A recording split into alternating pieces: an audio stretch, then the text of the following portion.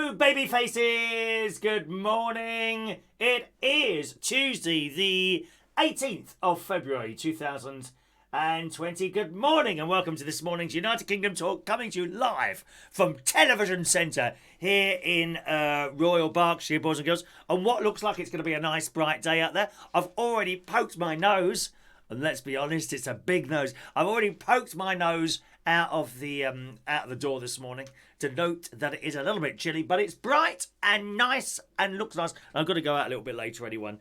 I'm waiting for your parcel should arrive today. I'm hoping that your bits and pieces that you bought on Sunday night will arrive. T-shirts, it's in particular Sean Pies. I don't know if he's with us this morning yet, but I hope your bits and pieces will arrive today, if not tomorrow. Remember, some of those letters had I'm very sad to tell you, a second-class stamp on. Okay, some of them had a second-class stamp on because that was all I had left.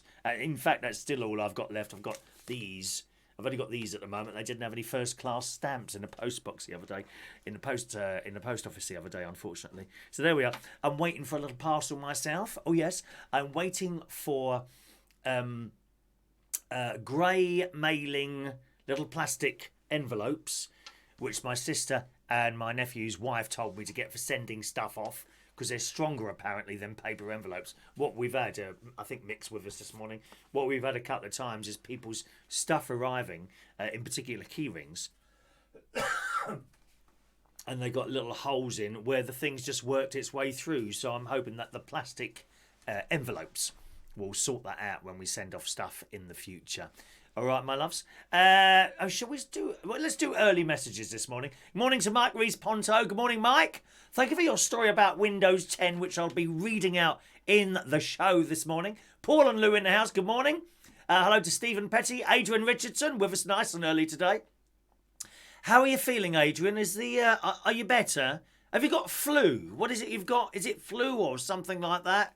Adrian's not been well for a couple of days now. Morning to... There's Mick Davenport. Good morning to you. And Mandy Davenport. Ray Reynolds in the house. Morning, Ray. Hello to Diane Jebb. Jack Matthews down there in Australia. Good morning, Mr. Dave Moses. Morning. Aren't you doing a breakfast show somewhere, Dave? Shouldn't you be doing a breakfast show? I take it you're still running that station, that Hebden Bridge radio station. Is it underwater, dear? They've got terrible floods up there, haven't they? They're still on the telly. I don't think you can imagine, like, I imagine a flood because I've never seen one with my own eyes. Obviously, I've seen them on the news and stuff like that, but you imagine a flood, if you've never seen a flood, you imagine this river and a little bit of extra water coming over the side, don't you? You know? But it fills the fields. It fills the fields and in some cases, towns all around it. It's awful. Just dreadful. Hello to Brendan Brady fan. A very good morning to Brendan Brady fan. There we are. DJ Craig, you're up early, dear. Morning. God, where's all these early people coming from this morning? You're not normally here. Usually say, it's a bit too early. Oh, can you do a later show? I can't see. You know.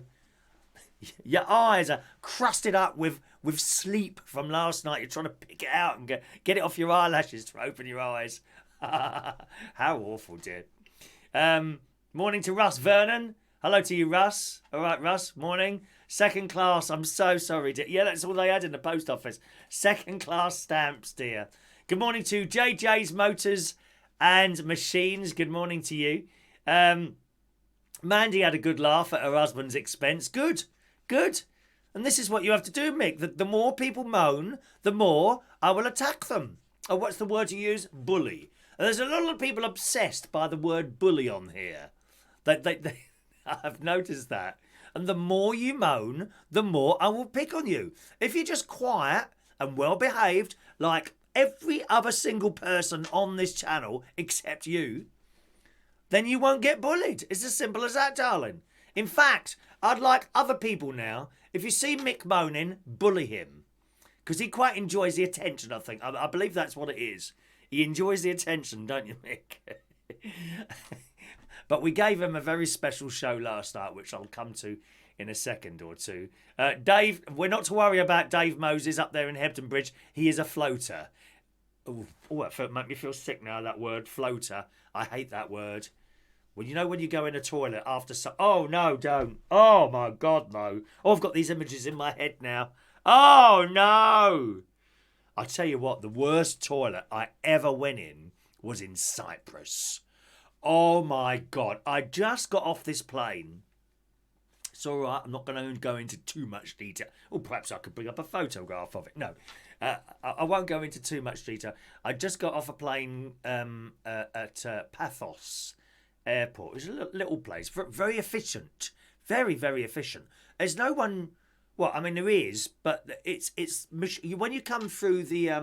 So you get off the plane, get a little bus, go to the airport. Why can't you just walk? It's not that far. I don't understand it. You know, at airports, they have these little buses that come along.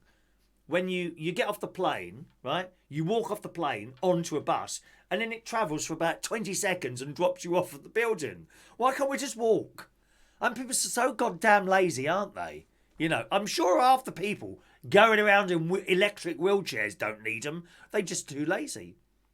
And they sit in them wheelchairs. They don't all need wheelchairs. I tell you that now. I know that for a fact. I've seen people walking to the shops and they get back and then they go and sit in their wheelchair. Nothing wrong with them. Outrageous. Wheelchairs should be for people who need them, dear. Anyway.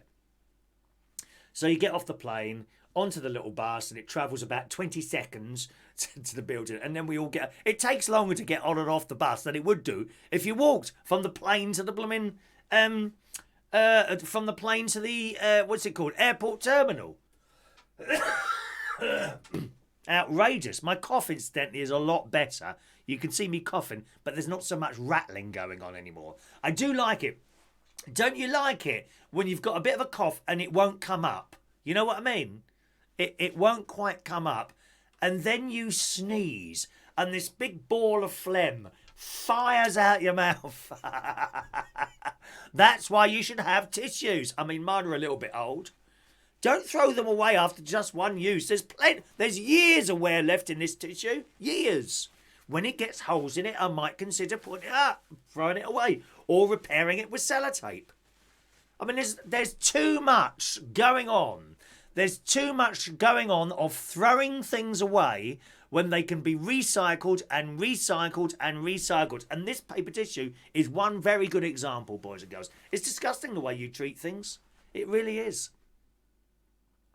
You use something once, like those clothes from cheap supermarkets and places like that. You know, the one beginning with P. Finishes ARC. That one. You know. You go in there, you buy a little t-shirt for £5, you wear it once and chuck it away. How good is that for the environment? Answer, it isn't. You should put it in one of those recycling things that they can send to people who haven't got as much money as you. Because I know most of you are loaded.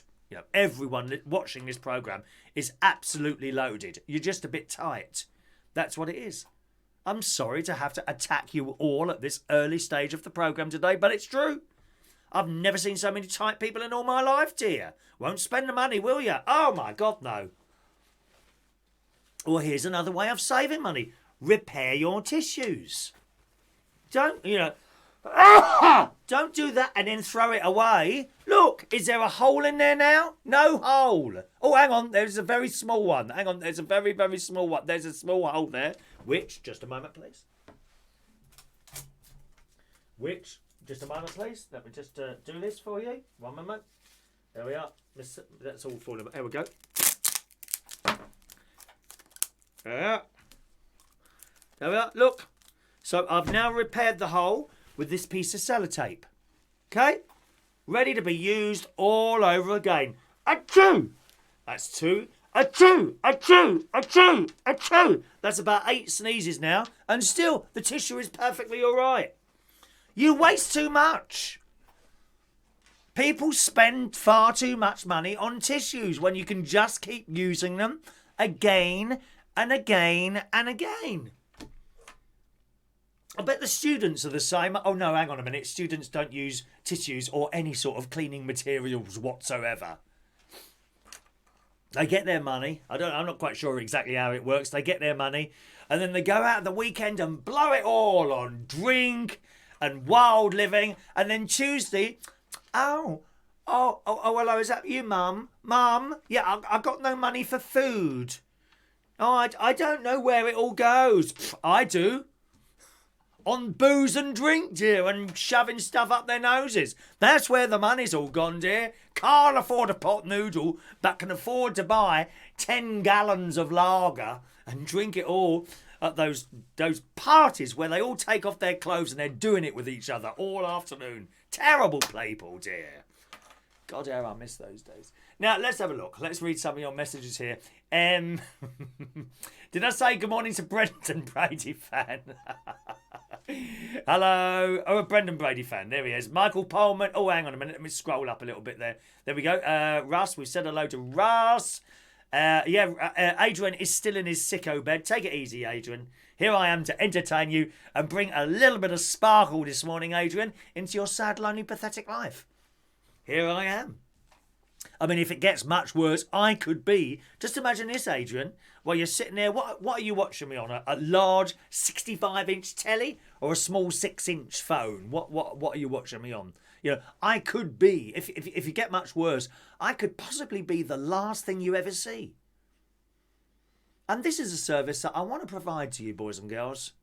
I want to provide that service to you completely free of charge. Don't send a super chat of any amount whatsoever asking me to be the last person that you ever see in your sad, lonely, pathetic lives. I want to do that for free. I want to do that for free.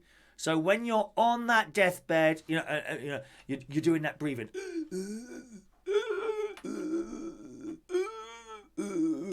And then just before you think you're going to go, and it starts going a bit dim, quickly look over at the screen, and I want to be the last thing you see before you go. Yeah?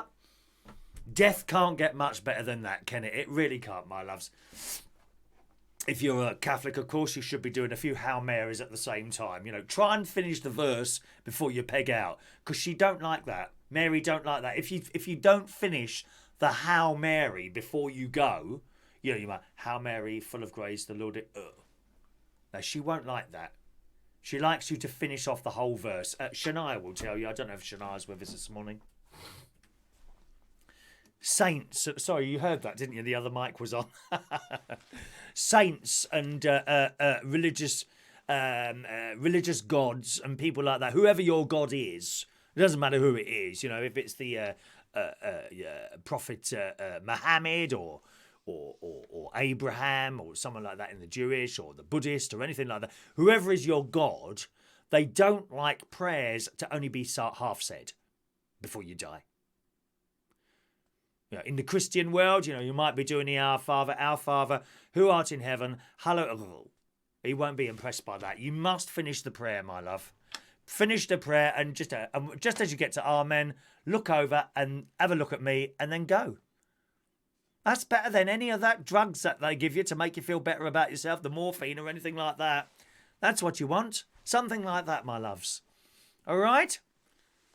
And always make sure your device is fully charged. You don't want that battery dying just as you look over for a bit of comfort from my face. You look over, you look over, Our Father, Amen. And you look over, oh my God, the screen's gone blank. That'd be the worst death you could possibly have. Worse than any disease or any car crash.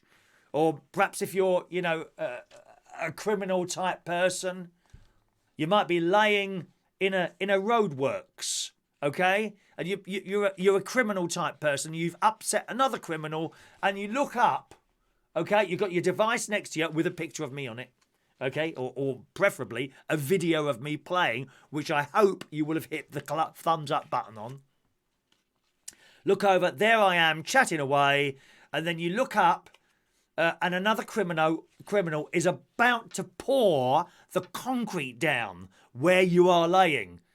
So you become part of a motorway flyover. And then, oh God, I'm going to go. And then you look over to see me, and I'm not there because you haven't charged your phone up. That would be awful, wouldn't it? Can you just imagine that? God's sake, man.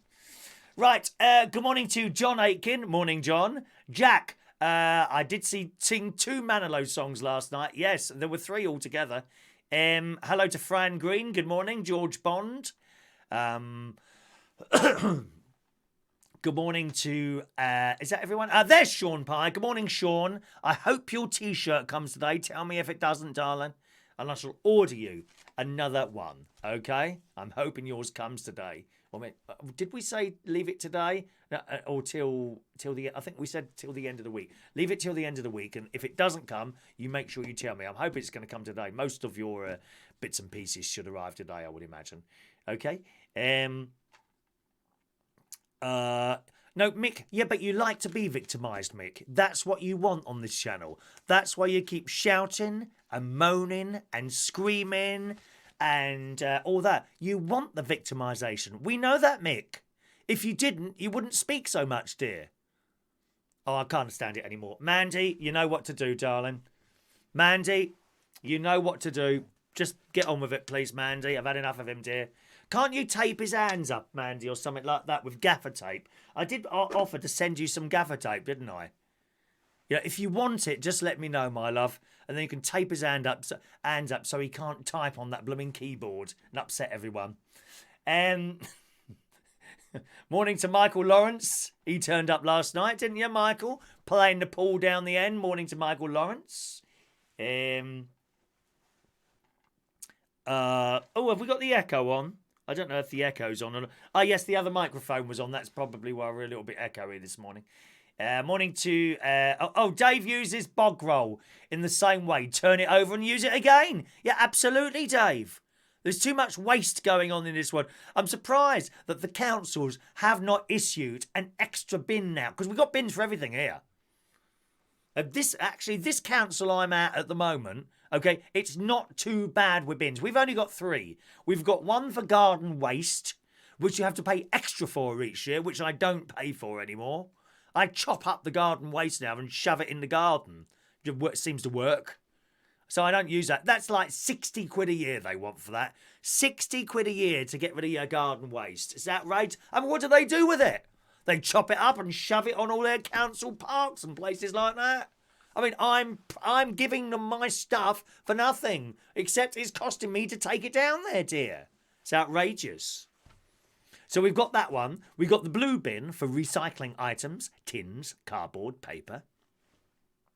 And we've got the green bin for other rubbish that cannot be recycled. You know, human body parts, heads, dead pets, that sort of thing. We are about to get a little grey one for food recycling.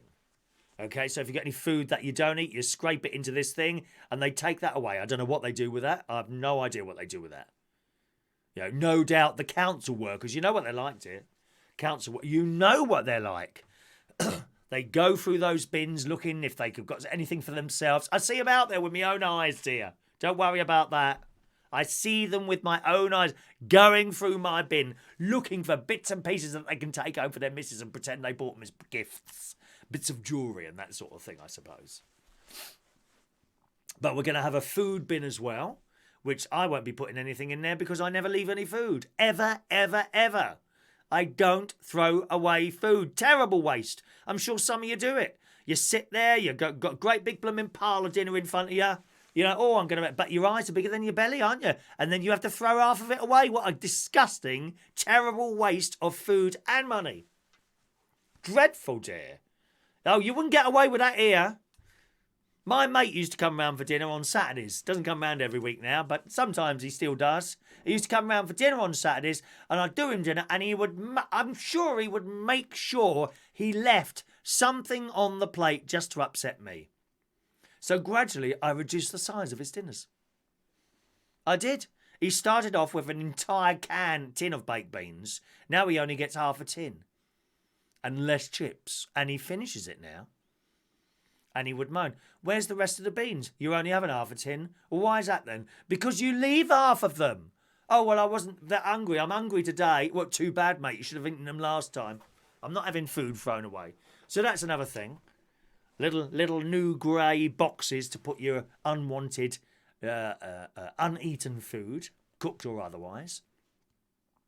I mean, why stop there, Dave?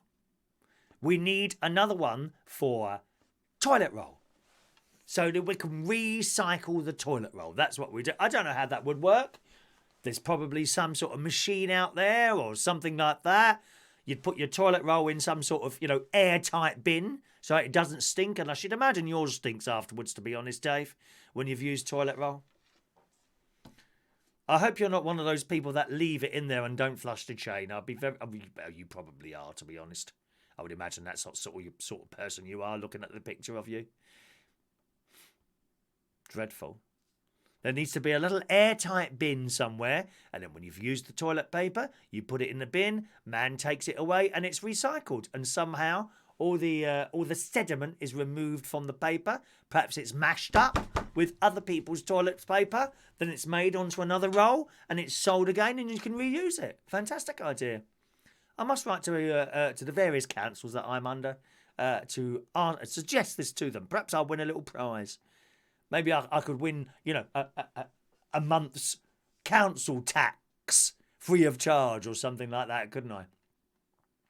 Sounds like a plan. John, we got through 3 boxes of tissues in a week. Well, it's disgusting, John. Why can't you just repair them and carry on using them again? What's wrong with you, dear? I got 3 boxes of tissues. One downstairs next to my seat in the living room. One next to my bed. By the bed, on the bedside table, and actually there's not one here. I haven't got one here. 2 boxes of tissues out at the moment. They last for years. I find a box of tissues lasts me for years. I just keep using them again and again and again. Thank you very much. Let me scroll here. Let's.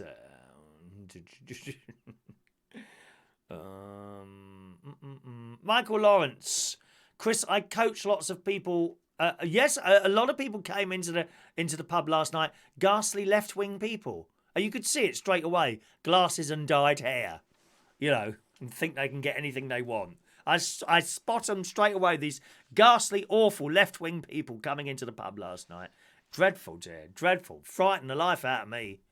I'm walking past them, like holding onto myself in case something gets nicked. Not that I've got anything that needs to be nicked. I don't own any jewellery. I just don't see the point of it, as you know. Morning to Rachel joining us this morning. Morning, Rachel. Let's do this list of people here. JJ, I discharged myself from hospital if Chris was my nurse. I could give you very good lookings after, JJ, if it was you. I would particularly look after you in a very nice way. Anything you wanted at all while you're laying there in that hospital bed, I could just pull the curtains and do it for you. Whatever you want, my love. Just ask me and no problem at all. There we go. Rachel has received her bingo pen this morning that she won. Well, that was only was that a second class stamp on there, Rachel? Well, that's made no difference. That has made no difference at all because I posted that on Sunday night. Second class stamp, Monday. You wouldn't have got it Monday anyway because that's when the post was collected. So you've got it today with a second class stamp. Why am I buying first class stamps then? It's taken just the same time to come, hasn't it? How weird is that? Well, I shan't bother anymore. It's all going out second class from now on. Thank you very much. John, the Brits are on tonight. No, thank you. Not interested. Not interested in award shows in the slightest. Not the Brits, the Oscars, the Golden Globes. Completely, totally uninteresting award shows. Shan't be watching those. Jumping down there, so many messages. I'll have to scroll down a little bit here. Let's get those names. Let's call the names, and then we can get on with the show.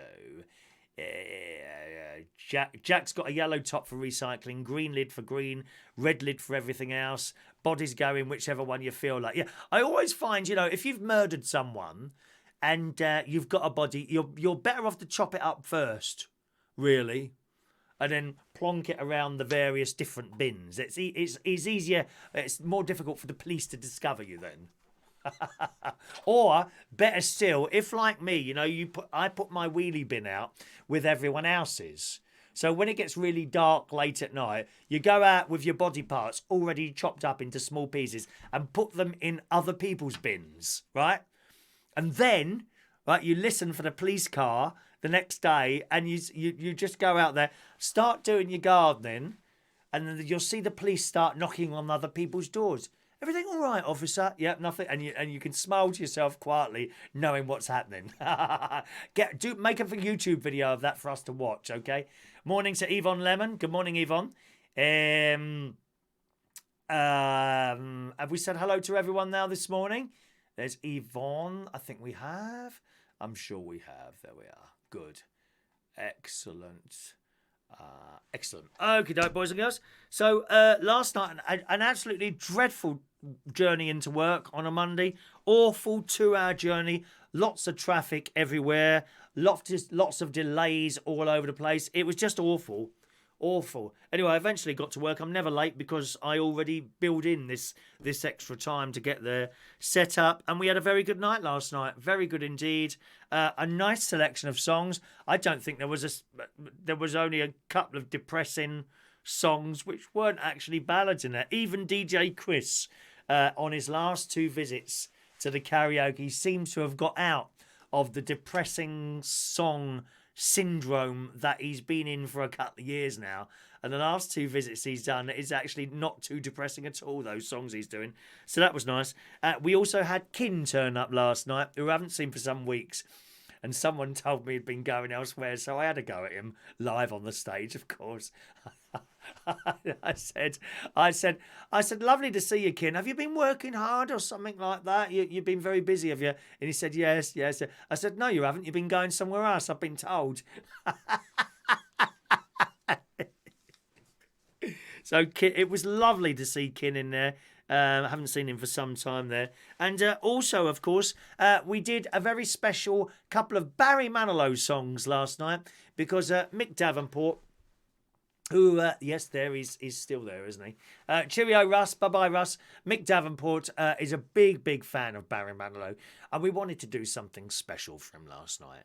You know, we wanted to do something special for him last night, and I sung 2 Barry Manilow songs. I sang, of course, Stay. Why don't you be with me tonight? I sang Stay. I sang what's that? Can't remember the name of the song now. Anyway, Barry Manilow sings this song outside the White House. He's done it twice now, and he walks through loads of people. It's great, actually. Can't remember what the song is called. We're down throughout the nation. Oh, I can't remember. Anyway, I sang that one. And a little bit later on, someone called Wency sang Somewhere Down the Road. Somewhere down the road. La la la la. And we sung that all for Mick's benefit.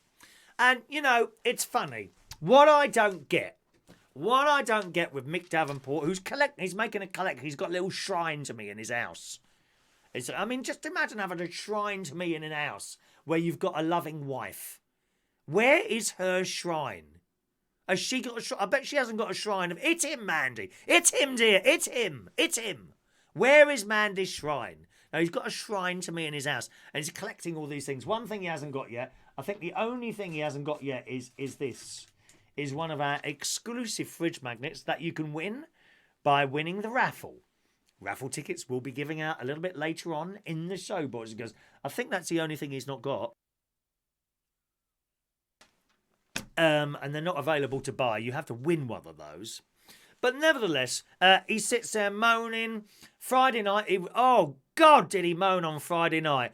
On and on and on. And I think he does it trying to get a reaction out of me. I do feel that people that moan all the time, what they want is a reaction out, and he doesn't get one. Doesn't get one. And he was moaning and moaning Friday, saying it was the worst karaoke. You don't think I do see these messages, you know. I just ignore them. And he's saying how it was the worst one. And, oh, I'm not going to stay the night and all this. And now, I happen to know he doesn't like Barry Manilow songs. He certainly doesn't like me singing Barry Manilow songs. And yet, week in, week out, he's there from the beginning of the show right up to the very end. In fact, sometimes he moans at the end when I switch off, like he wants it to go on all night. So I just don't get it. I just don't get it. He sits there moaning and moaning. And as you know, I'm not someone that moans at all, ever in my life. And yet at the end of the day, he's still there. It's him, Mandy. It's him, darling. It's him. There we are. Yeah, I should get one as compensation for last night. No, you had the off button. You just decided not to use it, Mick. Please, if there's something you don't like, instead of moaning, just turn it off. No one's going to miss you, dear. You got your loving wife there. It's him, Mandy. It's him, dear. It's him.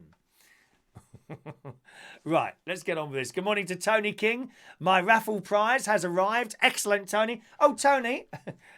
Look, Mick. Look what Tony got today. Tony got one of these, lovey. There's only 50 of them here. There's only 50 of them here to carry us through the whole year. 50 of those, that's it. All right. Let's just have a little look what you're saying there. We'll carry on again. John's got to go to the doctors. Can I ask in advance for a raffle ticket? I'm afraid not, John. No, you can't, darling. Same for everyone. We can't do any, what's the word? Can't have any favouritism. You'll have to email. You can email now if you want to. Email me for your raffle ticket, John, because I'm not ready to do those yet. Just send an email there, say raffle ticket. I'll reply to your email with your raffle ticket number. All right, my love. George got woke up by his Amazon Echo today, didn't you? That's an excellent idea, Mandy. Barry Manilow songs for every single karaoke. From now, specially dedicated to Mick, I Like Moaning and Attention Davenport. What an excellent idea. It's him, Mandy. It's him, dear. It's him. I love it. I love it. What an excellent idea. So that was last night. A great night last night. As I say, Barry Manilow. We had a very large group of lefties come in. I spot them straight away, as I say, lefties. They're always a bit badly dressed. Dyed hair, glasses, a nose ring, and possibly something with their teeth as well, and look like they need a blooming good shower. There was a load of them come in last night. Anyway, you try to be friendly to be. I find it very difficult. You try and be really friendly to these people. You know the sort. They send in anonymous letters. They always send in anonymous letters and try and disrupt things. I'm surprised Mick Davenport isn't a lefty, because he's a disruptor, isn't he? He's the disruptor. Good morning to LaBelle. Morning, LaBelle. Your Emerald King of Romance and Magic is in. Michael's not going to the pub again because of Barry Manilow. Oh, well. Bye-bye.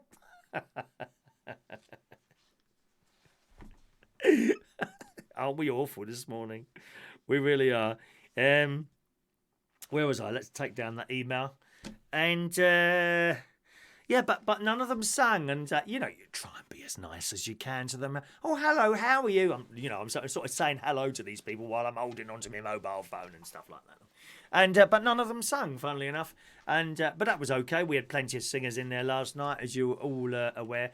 I think everyone sung 3 songs, which is perfect, really. It was the perfect number of singers in there last night. And I'm a bit of a fan of the Reverend David. He's a nice bloke.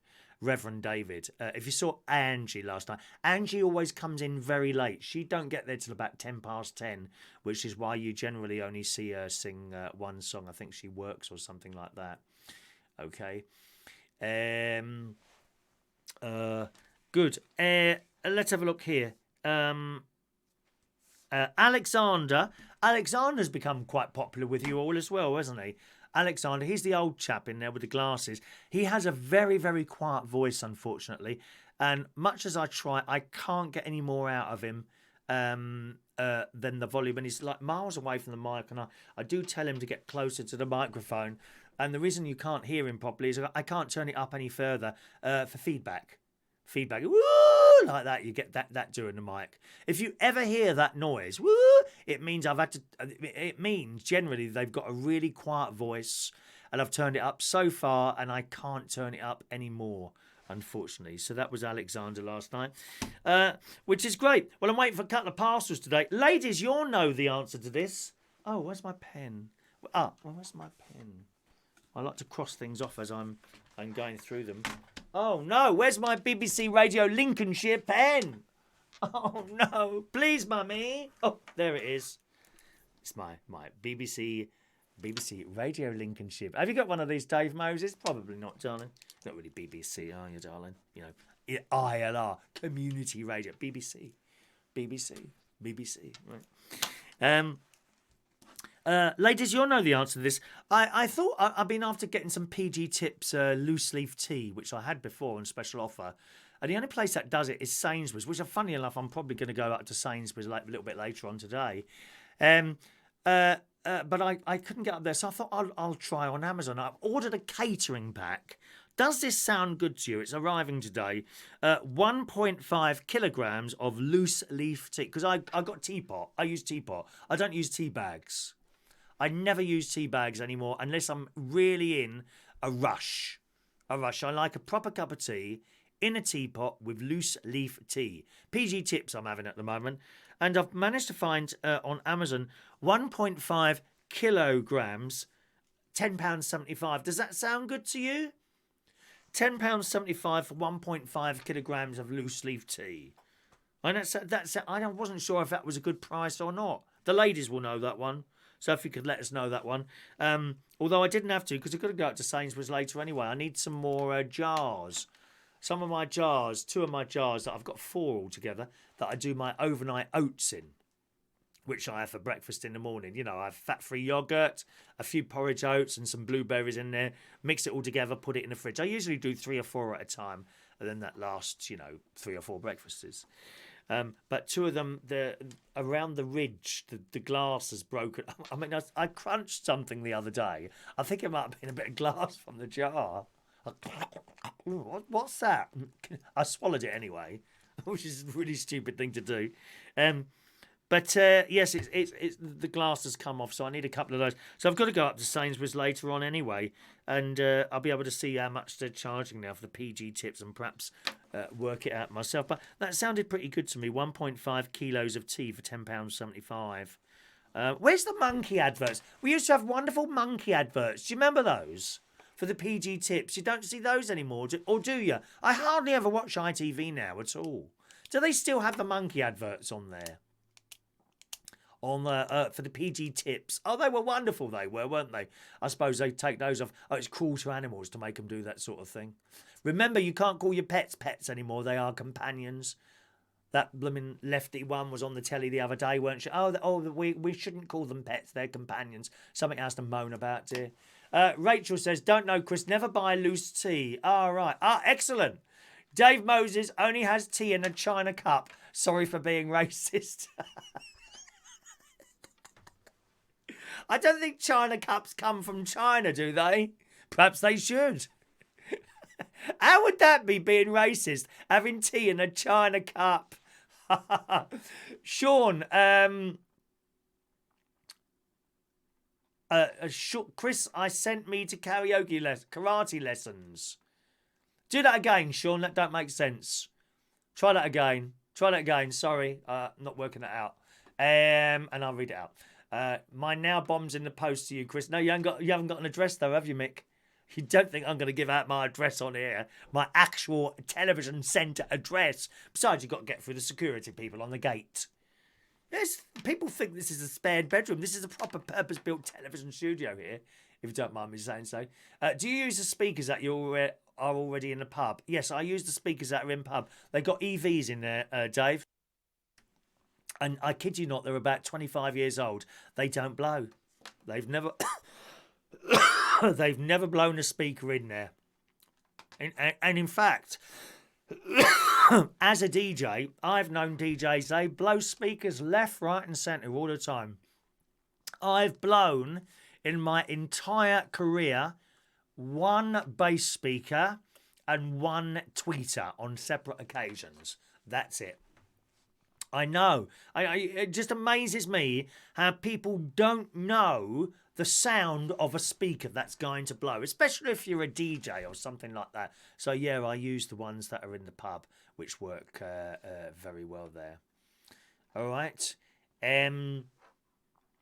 Claire, very good morning to Claire. Works out at about £3.25 a pound, so sounds like a good buy to me, says Claire. Good morning, Claire. We're missing you at the karaoke as well, my love. We're missing you. You're too busy to come, aren't you, Claire? Has someone upset you in the pub? Let me take their names, Claire, immediately. And I shall make a doll of them and stick pins in it. Yes. Morning, Claire. Morning. Thank you, Trevor. Trevor was at the karaoke last night. He had a good time. We did have a laugh. Your wife looks so beautiful when she comes out. She really does. She had this like sparkly top on last night. Ever so pretty she is. I need a post office box. Oh no, I don't think so, Dave. I had a post office box for about 4 years, and it was 60 quid, right? And each year it went up a little bit. You know, this year 60. I don't know when it started. 55 quid, 56 quid, 58 quid, 60 quid, and then it went to like 120 quid. And I thought, no, you're taking the mick. I don't know how it managed to jump up suddenly like that. It almost doubled in price one year. So that's when I cancelled it. Cancelled it then after that. Outrageous. Good morning to Leslie Ross. I think you're new on the show. Welcome along to our little bit of madness, Leslie. Just a bit of a friendly chat that we do on here. You're very welcome. Whereabouts are you, Leslie? We like to know where you are. Welcome. There can't be many houses in Bracknell with fairy lights. We have a lot of fairies in Bracknell, I'll have you know, Mick. We don't want straight people like you mucking up the place with your dirty feet. When you come into Bracknell, they have, at the roadside, right, the lights go red. You have to get out your car and wipe your feet on special mats before they allow you to drive into Bracknell. Not like Bristol, dear. Frightened to leave the house there. Didn't you have someone shooting at your wife the other day with plastic bullets? God's sake, man. You stay down there. You fit in down there. I don't think you'd fit in up here, Mick. Oh, poor Claire. She's had 2 colds in the last month. That's awful. It's awful. Sean, I sent Mick to karate lessons, but Mandy beaten up before he got his socks off. Excellent. Excellent. He needs to be beaten into submission. I might put Mandy in charge of silence on this channel. Mandy should be placed in charge of silence, where she has to silence Mick. I have Google Earth. Fantastic. How lovely for you. Sit there and watch it instead of interrupting this show then. Right, now let me see. What else have we got here? Amazon Echo. I think Fran was mentioning the Amazon Echo. There was a programme on last night. Now, could someone tell me what side it was on? Because I'd like to watch that. Was it on BBC One Colour? Was it the Panorama programme? I don't know if it was or wasn't. I'm just guessing. Because I know all the BBC schedules now. Because I'm a BBC person. Look, I've got a BBC Lincolnshire pen here. I am BBC person now, darling. So I know all the schedules off by heart. But I think it was probably the Panorama programme on BBC One Colour last night. And it was about Amazon Alexa and how it listens all the time. I'm convinced it listens all the time. There is a little story here. One moment, please. Oh, that I thought I brought up. Where is it now? Oh, maybe I didn't. No, maybe I didn't. Maybe I didn't pull that up. But it was saying something about how the Amazon thing listens to you all the time and other people listen and it starts recording and stuff like that. It stopped me buying one for ages and ages, the thought of that. But you know what? And then I was walking around and I thought to myself, well, hang on a minute. Of what interest to anyone do you say something? Do you know what? You know when I'm talking, there's no one else here other than me, or sometimes a mate comes around or something like that.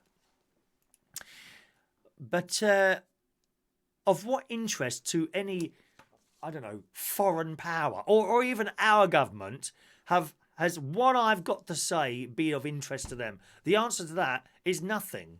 You know, I'm not dealing in money laundering or drug dealing or selling guns or anything like that. Or creating extremist stuff. I'm not doing anything like that. So I would imagine that they wouldn't be interested in listening to anything I've got to say anyway. Similar to the people watching this channel at the moment. No one's interested in anything I've got to say. So I went out and bought one and it didn't bother me. But I gather there was this programme on last night and it was saying how this stuff is used. You know, so France, it was on BBC One last night. So I do need to watch that. Dave, no shoes in my house, dear. They're to be left outside in a box of disinfectant. I agree, Dave. You don't want that mad cow disease in your house. What's that? Foot and mouth. Is that something you've got? Foot and mouth, Dave? I'm just judging from the... I shouldn't judge, really. I've been looking at a couple of your pictures, to be honest. It does look like you've got foot and mouth or some sort of terrible disease like that, dear. I'm sure there is help out there for you with the wonderful National Health Service that we have. So it was on BBC One, George Bond says last night, so I need to watch that. What was it saying there, Fran, as a matter of interest? What was it saying there? I bought this Alexa thing. I bought one, and then I was so impressed with what I can do with it. I bought another few, 2 for up here, one at the two for the house, 2 for the caravan, and then my mate bought me an Echo Show for my birthday, which is fantastic. I can now I can say Amazon Echo, call whoever is in my contacts list, and if they've got a show at the other end, it just comes up. You don't even have to touch the thing. Very, very clever how this works. Adrian, what you were saying, I wasn't listening. My Alexa was talking. Well, you carry on listening to your Alexa then, dear. Alexa told me this morning that today it is on this day in 1930, Pluto was discovered. That tiny little planet. Some people said it wasn't a planet, didn't they? They said it was just a rock going around and round in circles. Such a long way to go. Who would like to purchase me a one-way ticket to Pluto? One-way ticket to the moon, or to Pluto. Pluto was discovered on this day in 1930, according to my Amazon Echo this morning. Very good. Fran says it's so that they can target you with things to buy. Well, we already get that, don't we, on Google and Facebook? You've only got to type in, I don't know, PG tips, on Facebook or Amazon or something like that. Or eBay's the worst one. eBay's the worst one. You type in something on there. What did I type in? Oh, jars. I typed in jars on there the other day. So that was it, And then the next day, you get an email. Oh, you were looking at jars. Is this still of interest to you? And you get one from Amazon. And then when you're looking at Facebook, you start getting adverts about jars. So we're already getting this. I don't think, in the time we've had the internet, I don't think there's a single ad I've seen that I've then acted on. Honestly. There must be when are the advertisers going to realise that? I don't think if an ad is shown to 10 million people, how many of those 10 million people actually buy something because of that ad? I don't think they do. I certainly don't. I'm never tempted by an advert for something or other. Oh, that looks good. I'll buy that. No, I kind of know what I perhaps need or want, and then I go searching for it.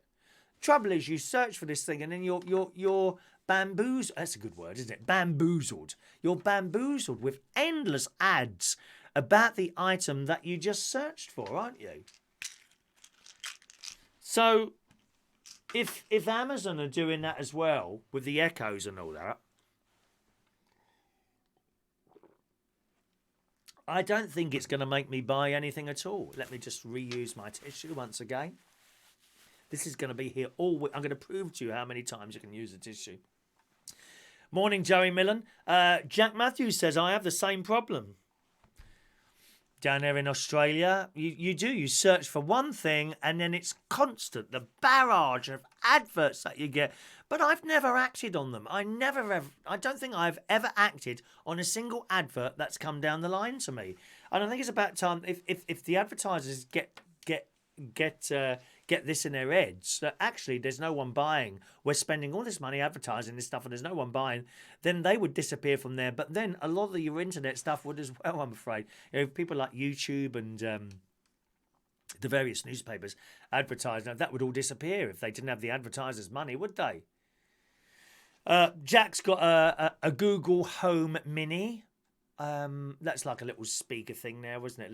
Little speaker. I think they're the same price, aren't they? I only paid £22 for my Amazon Echoes. That's all they were. They were special offer just before that Black Friday thing before Christmas. Very good. Dave, isn't the Ring doorbell worse? Apparently the police can tap into any of the devices to get closed-circuit television without you knowing. Well, again, I would say there, Dave, I'm not that bothered about that because I'm not bringing people back here to be murdered or anything like that, you know, or doing anything dodgy. I don't... I understand the thing about not wanting to be watched all the time, but I think in a way I'm not that bothered about that anymore either because I'm not doing anything wrong. You know, I used to hate it when I was a younger person and probably not sticking to the speed limit, and we all hated speed cameras. Now they don't bother me in the slightest because I don't speed. But I think that's an age thing as well. As you get older, you tend not to want to travel down the motorway at 100 mile an hour or whatever they're doing. And you see it, oh my God, you see it on a Saturday night, mate, on the M4. Oh my God. They're doing 100 mile an hour in the fast lane, and these you know, they're racing. They're racing, and one car will be inches away from the car in front. Flash. Actually, it was happening last night. There was a couple of people racing, and then they one will overtake on the inside, and then the other one will overtake, and they don't seem to get caught. But then there are the people who sit in the wrong lane and ignore what's behind them. That's just as bad. There was some bloke in there. There looked like some foreign bloke last night in a I don't know, what was it, a Fiat or something in the fast lane, and this bloke was flashing in behind, which he shouldn't do anyway, but he was, and he wouldn't get out of the way. He wouldn't get out of the way, so then the bloke takes over him on the inside, and he's still in that fast lane. Shouldn't be on the road if you can't blooming drive and stick to the things there. But the police tapping into those Ring devices, I don't really have a problem with that. You know, if there was something going on here, you know, perhaps a burglary across the road or something, and the police wanted to have a look to see if they could see anything going on, I would happily say yes. I would like to be asked first, though, Dave. I see what you're saying there. I would like to the police say, you know, perhaps they don't have to come to the door, perhaps an email or something like that. Oh, hello, have you got a Ring doorbell? Do you mind giving us access to the videos? There was a burglary opposite, or I don't know, or some sort of other crime going on, and we'd like to see if and then I'd say yes straight away, no problem. Take what you want, you know, no problem. Because I'm not doing anything wrong. But I do understand the fact that you might not want to be watched all the time. I get that as well. You know. I'm setting off Michael's device again. I like to do that, Michael. I like to do that. Here, let's have some information from your Amazon devices this morning. Are you ready? Here it comes. She will probably tell you about Pluto. Here we go. Turn me up. You ready? Ready? Alexa, good morning. Now, mine can hear me in the room next door. It's gone off now. It's telling me all about Pluto. It'll tell you all about Pluto. There you go. Let her finish. She only goes on for about 30 seconds or so. Yeah, Mick says you can hack the doorbell as well. Good morning to Darren Beach. Very good morning to Darren Beach. Thank you for your lovely little message this morning. Thank you, Darren. Pleasure to have you with us on the show. Okay, whereabouts are you? Do let us know. Have I said hello to Joey Millen, I think, this morning? Good morning to Joey Millen. Does the Ring doorbell constantly record or only when it notices motions? I would imagine only when it notices motions. And I'll tell you why, Dave, the battery would die. You know, even if you know, with the Ring thing, you can do a live, can't you? But I would guess it uses just as much electricity if you're not live. As soon as someone moves, it says it starts recording, doesn't it? It can't record all the time because the battery wouldn't last. I mean, I'm assuming you've got a battery one. They must be the same, I would imagine.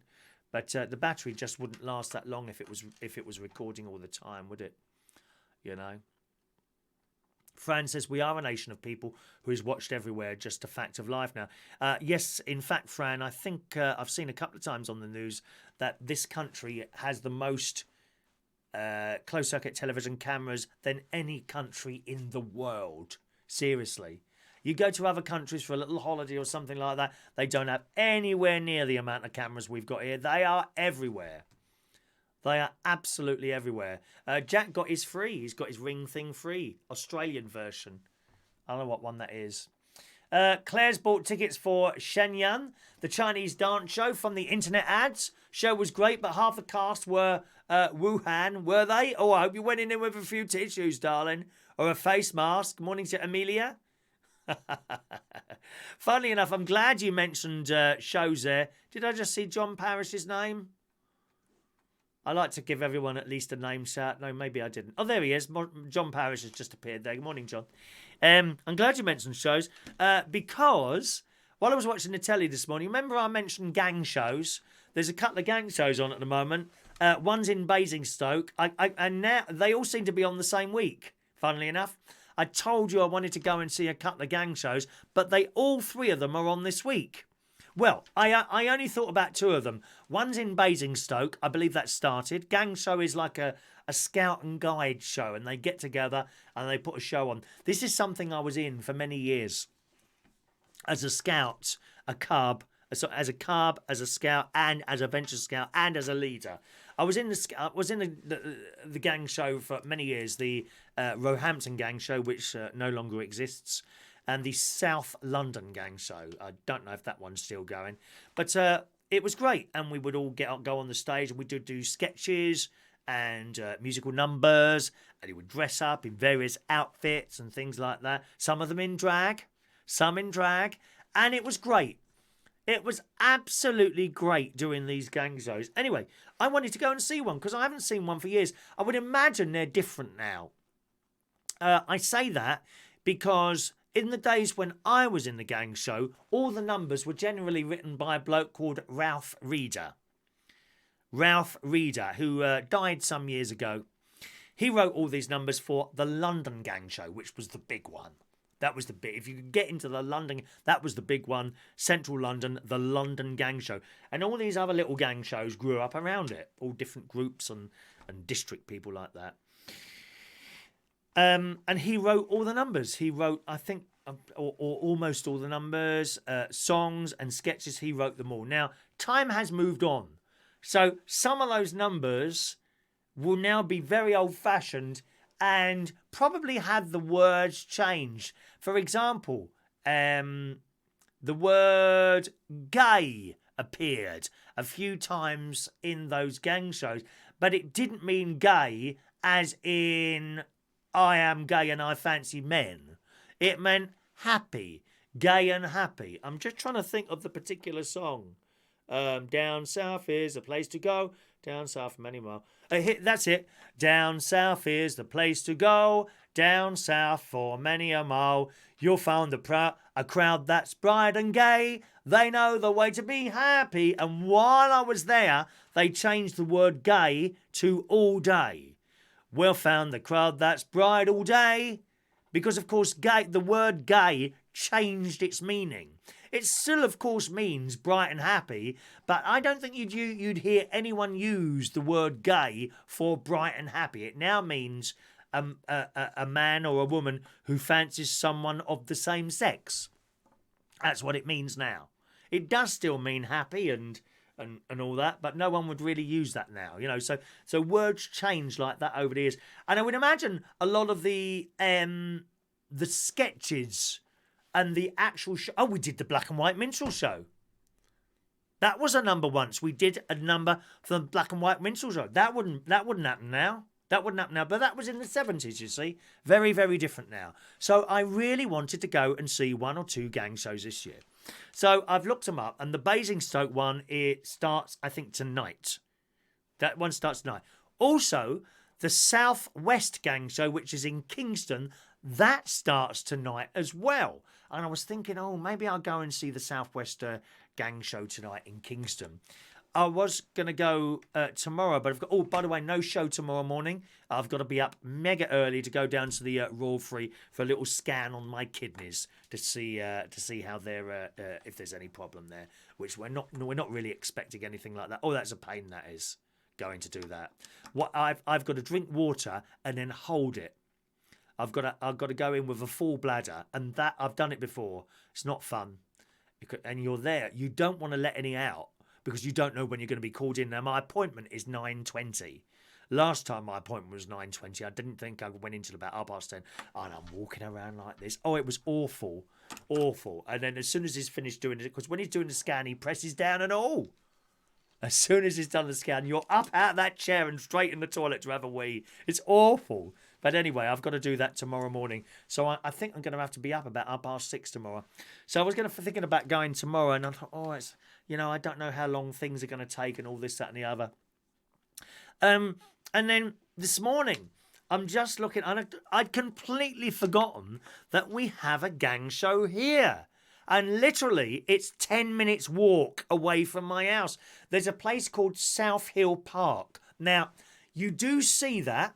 You see South Hill Park. You know the beginning video that I have on the show, the sort of warm-up video, the video that I play so that people can join us. So by the time I start, you're already there, right?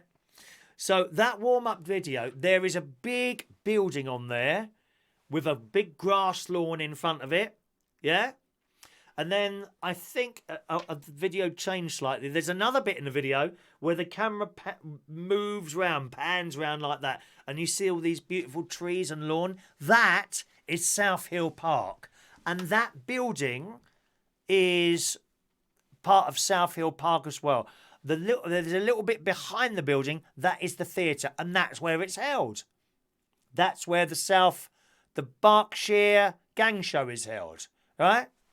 So, while I'm checking out these gang shows, I thought, oh, shall I go to the Kingston one? Maybe I can fit in the Kingston one tonight. But of course, it's a journey. The Kingston one would be a journey to me. So, for a 7:30 start, the traffic's going out of here. Worst time for traffic. I'd have to be leaving here at 5:30 to get to this Kingston one. I thought, oh, God, that's a bit of a journey. And similar, if I wanted to see the Basingstoke one, I'd probably have to leave here at 5 o'clock.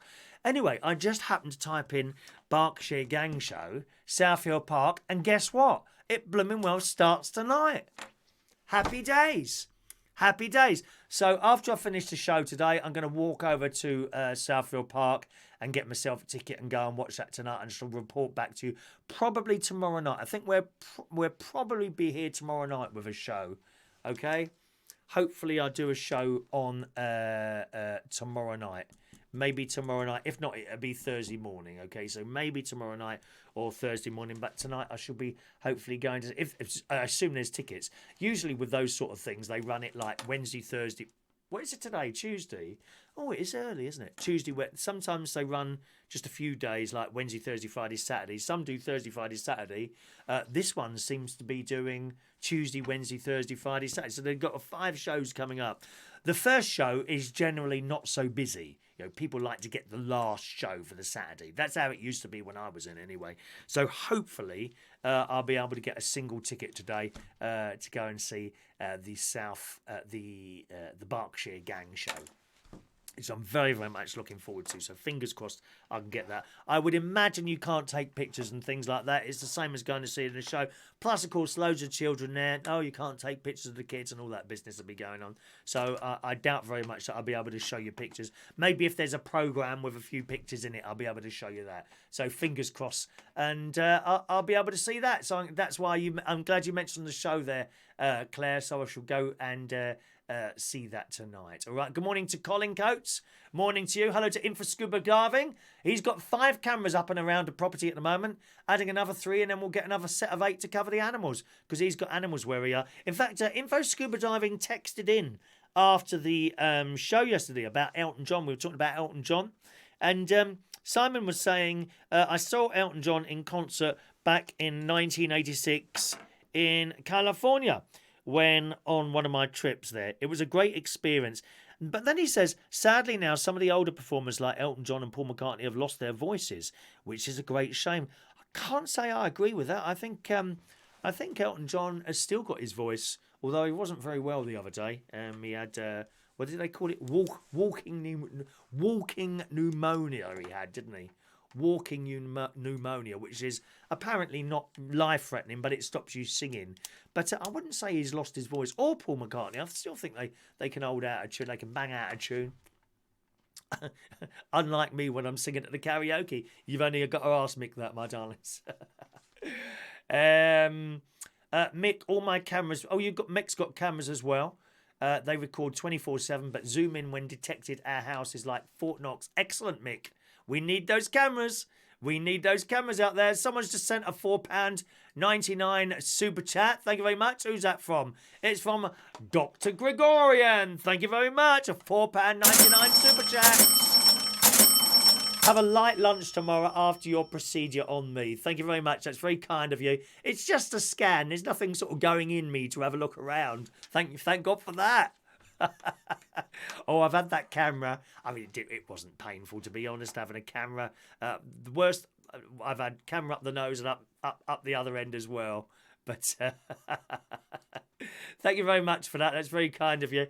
He bought a couple of t-shirt or two. Somebody bought 2 t-shirts. Yeah. By the way, who were those t-shirts for? They're not both for you, are they? I bet you bought them as a gift to someone else. Have you perhaps? Maybe. Don't know. Maybe you have there. Mick, Amelia, there's David. Dib, dib, dib. Dob, dob, dob, David. Dib, dib, dib. Dob, dob, dob. Jack, in Perth, we have cameras at traffic lights for car registration plates and see if you're using your phone. Yeah, you've got nowhere near the amount of cameras here, Jack. They are everywhere. If you stand in a London street, look around, you'll probably count about 5. We've got cameras everywhere here watching what you're doing. Watching that you're not doing anything naughty, Jack. Eh? Excellent. Mandy's t-shirt has arrived nice and quick. Excellent. Is it all right, Mandy? Have you put it on yet, my love? George is off now. Bye-bye, George. Let's have a look there. Jack Matthews.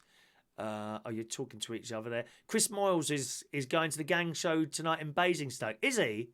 Is he going to the Basingstoke one? You say I won't even have to get into the car. Literally, I can walk to Southfield Park. It's like 10 minutes walk. How fantastic is that? I've never actually been in that theatre. I've lived in Bracknell now for 25 years. Never actually been to the South Park Theatre. Always wanted to go. So hopefully there will be a single ticket there, and fingers crossed. Mick, can I fish in that pond? I think you can. I don't think, have I ever seen anyone fishing there? I don't think I have, actually. They got ducks in there as well in that pond. Yeah. We did the £20 note yesterday, Joe. Mikey Mike, gay used to mean carefree, cheerful, bright and showy. Just like us gay people today. Yes, we are. Cheerful, bright and showy. Showy.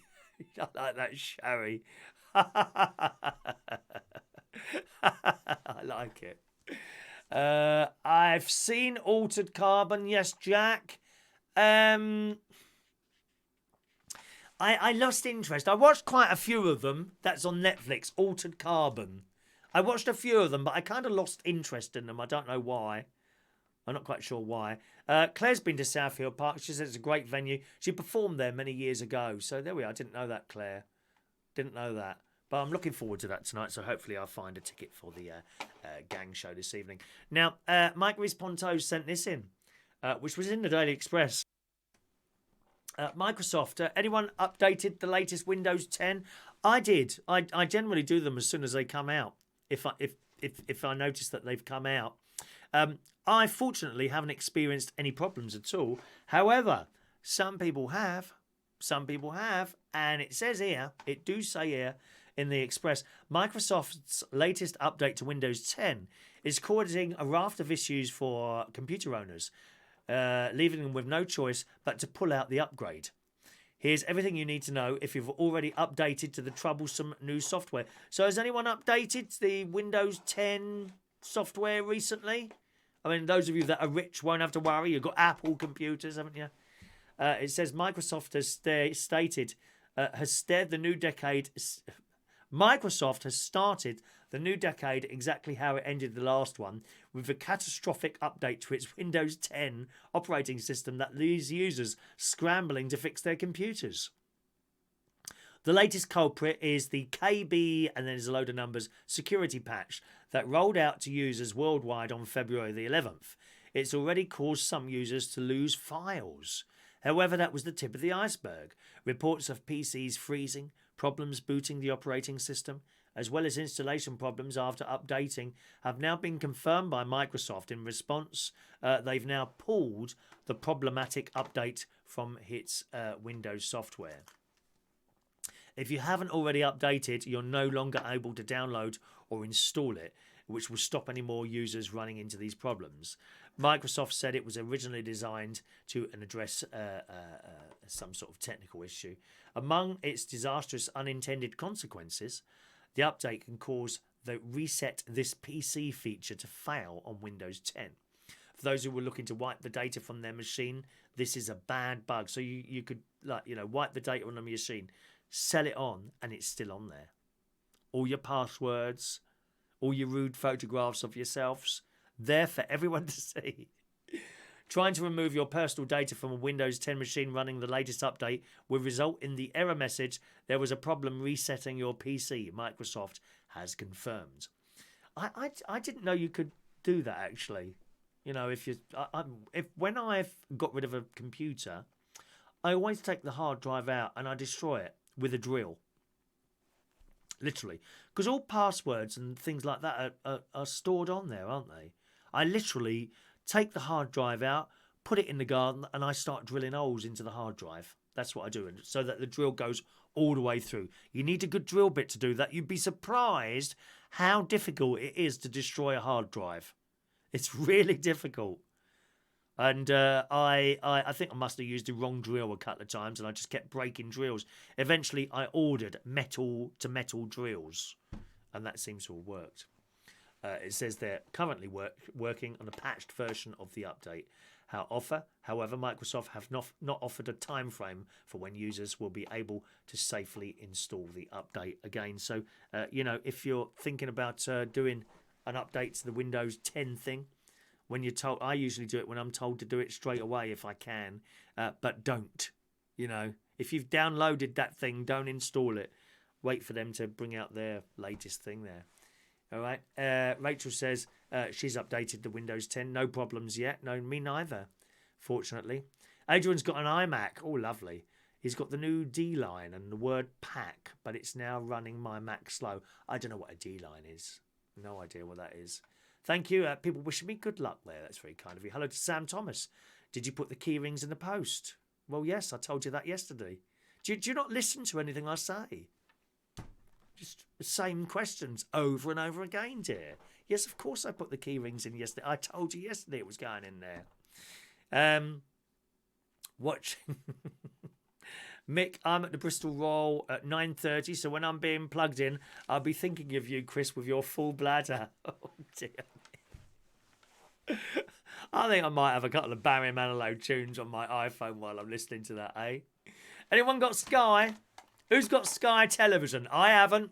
Got rid of that years ago. Years ago. I did have it when it first came out, Sky. I had Sky and BSB. BSB only lasted a few months and then they got taken over by Sky, didn't they? Huh? I had Sky, and with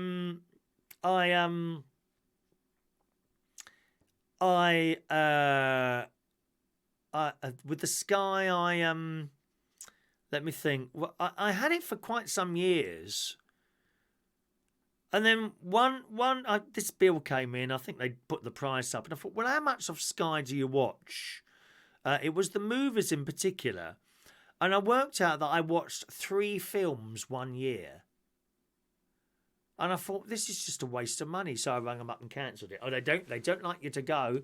First of all, they offer you half price for 6 months or something like that. And no, I went. And then when eventually are able to leave, okay, and you leave, honestly, the letters that come through the post time and time again, more and more letters coming through the post all the time. Blooming nightmare. Absolute nightmare. Anyway, that stopped eventually. But I don't have Sky at all. Don't have Sky at all. Mick's got Sky. Rachel hasn't got Sky. She's got Prime and Now TV. Well, Now TV is Sky, isn't it? That is Sky. Adrian's got Sky as well. Well, it's about to go up for some of you. In the Daily Mirror this morning, Sky said it will be writing to all households affected from February the 20th, advising them of how their plan will be changing. And here's what you need to know.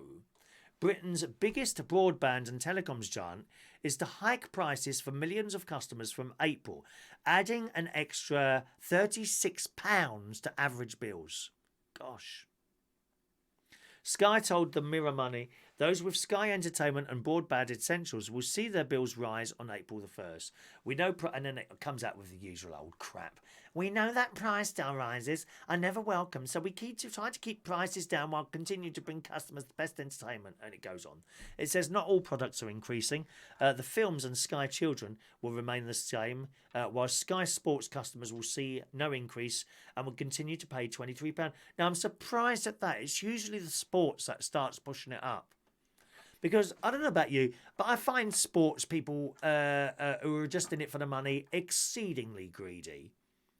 The money that is thrown around on football players, for example, and cricket and rugby seem to be getting in on this as well now. More and more and more expensive. And you're the ones paying for it.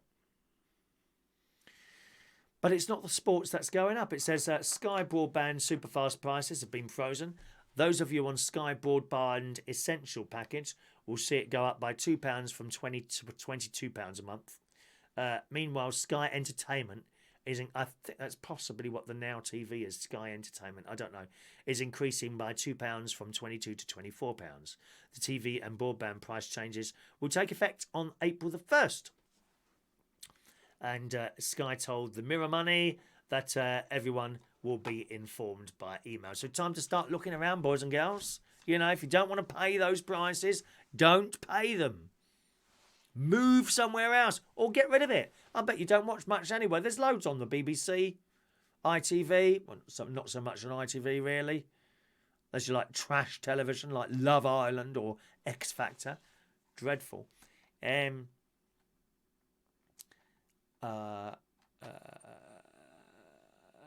see. Thank you, Jack. Thank you, Jack. We're all in the hospital tomorrow, aren't we? We're all in the hospital tomorrow. Mick says it will be taken out, then I'll get Freeview and I'll have Amazon Fire Stick. I've got Freeview. Everyone can have Freeview. There's loads on Freeview. You don't need to be paying for any television at all. I mean, I've got Netflix, yeah, but do I need it? Probably not. I've got Amazon Prime as well, but that's only because I get the letters delivered and packages delivered free of charge, normally 90% of the time, you know. That's how it works. That's how it works, isn't it? Packed lunches. What do you like in a sandwich? We'll do the raffle tickets after. What's the time? How are we doing? Oh, we done. Oh, blimey. 10:30. Where's the time go, dear? It goes so quickly. We'll do the raffle tickets after this story. What do you like in a sandwich? Huh? What do you like in a sandwich? I like a ploughman's. Cheese, bit of cheese, perhaps some pickle, bit of lettuce, chopped up tomato. Ploughman's. Very nice. When I was a dead animal eater, I used to like ham and cheese. And I used to like BLT. I think that was the most popular one, wasn't it? BLT. Eating dead animal sandwiches. Do you have dead animal sandwiches? What do you have in your sandwich? What's your favourite sandwich? I can't be having prawns. Oh, no. Nasty little things. People there sitting there ripping their heads and legs off before they shove them in their fat mouths. Well, in the Daily Mirror this morning, a little girl has given her dad feedback on her packed lunch. You'll love this. Pete Simpson's 7-year-old daughter has left him a sassy note in her lunchbox as to why she didn't eat her lunch, and it was gold. Here we go. A sassy 7-year-old gave her dad the most hilarious feedback as to why she didn't eat the packed lunch he made her. Pete Simpson, 37, asked his daughter whether she enjoyed the feast he prepared for, to which he simply told her to check the note in her lunchbox. He said, I thought it might be a thank you or something, but as soon as I saw the dishevelled sandwich in there, I knew something was amiss. In brown pencil, this is in the Daily Mirror, she wrote, I'm not eating my sandwich because I hate hummus. Ouch! Come on, Dad. Sort it out. It's disgusting stuff, hummus. Oh, it's that little plastic pot of brown stuff. Oh, no, dear. Why can you eat? How can you give a little girl something like that? Put a decent piece of cheese in there. English cheddar. None of this foreign stuff, dear. Awful. I bet they don't have that in America. LaBelle, do you have hummus in America? I bet you don't. It's just burgers and cheese. That's all we want, dear. Mucking around. It's like, you know, some of these places, it might be Sainsbury's actually. I've been in Sainsbury's before and looking at the sandwiches. There's nothing normal in there. They've mucked around with everything. Where's the cheese sandwiches, please? Oh, well, this is cheese with cucumber, this and this special relish. We don't want that, dear. Just give us the cheese and the blooming bread, dear, and some butter. No, they muck around with them, don't they? Try and poncify them. Awful. It says in the Daily Mirror, speaking about the harsh but constructive criticism, Pete said, well, clearly she wasn't a fan of the sandwich I made her. Pearl also hates sourdough. Of course she does hate sourdough. Can't she have normal bread like everyone else, dear? She also hates sourdough with that and the humus. She'll never be a middle-class icon. Maybe she doesn't want to be. You're trying to make her something that she's not. Similar to yourself. I bet you're not middle-class anyway, are you? Sitting there with your little plastic pot of humus and blooming sourdough bread. Give us some cheese and normal bread, please. Maybe a chopped up tomato as well, if you really want to push the boat out. And, of course, some Branston pickle. Yes, please, mummy.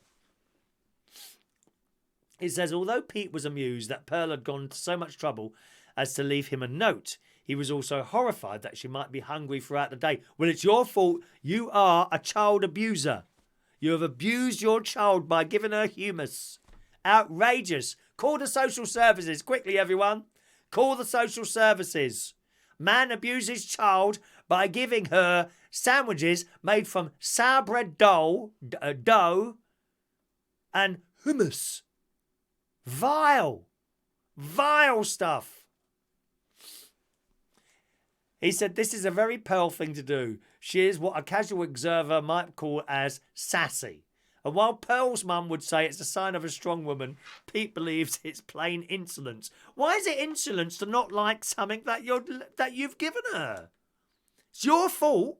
That poor child starving because of the crap that you gave her to eat. Cheese sandwich and bag of cheese and onion crisps and a chocolate cake, please.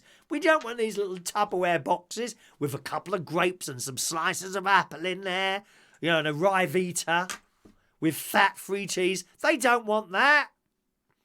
They want a cheese sandwich, thick. They want a bag of cheese and onion crisps and some sort of chocolate cake in there as well. Please, thank you very much, mummy.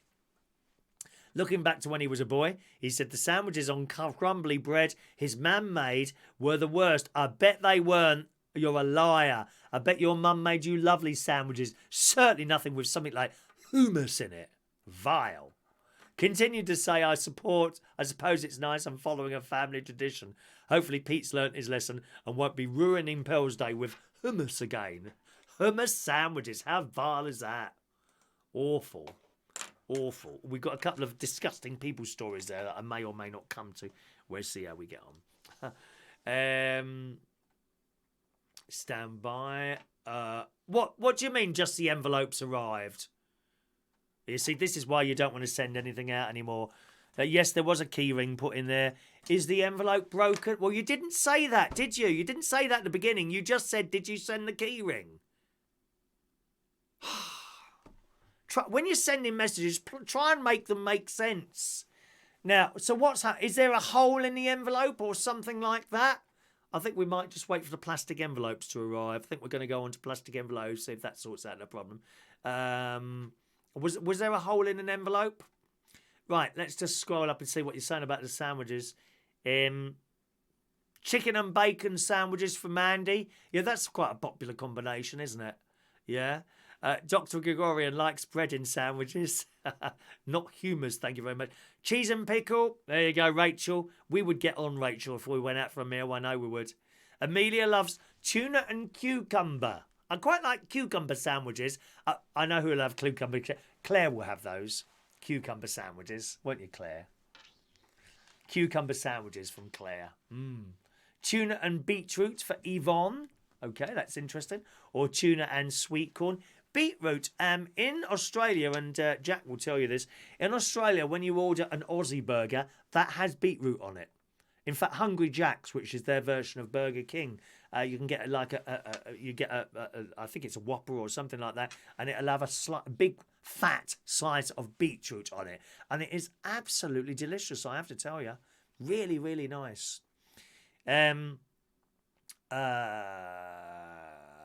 Beetroot and cheese for Mick Davenport. Beetroot and cheese for Mick. There you go, another fan of beetroot.